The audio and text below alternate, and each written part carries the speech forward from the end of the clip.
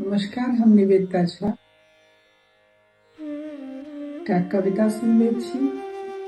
एकर शीर्षक छै घुरबाक अछि। घुरबाक अछि तऽ घुरि झलफलाइत साँझ अपन वेणी में रात रानी उठैत ठाढ़ अछि। यमुना अपन घाट के सजौने ओहि नाह में चानक प्रकाश मध्यम पड़ि रहल अछि। कदम लग फेर से बैसल छथि सखी। अहाँ तऽ आब स्वर्गक राजा छी, हमरा लेल तऽ मात्र कृष्ण। सुनू, अंजलि में पारिजात आनब, हम श्रृंगार नहीं केने छी आदिकाल सँ।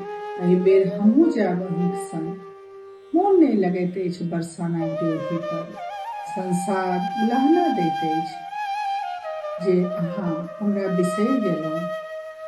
हम कतेक गप खिस्सा किनकर गप के रोकी, अहाँ रुक्मणी के तऽ प्रेम नहीं करैत छी कृष्ण। सुनू, प्रेम एकहि बेर होइत छै, हमरा जुनि बिसरब। यदि हम नहीं रहब तऽ अहूँ नहीं, हम छी तऽ अहाँ छी।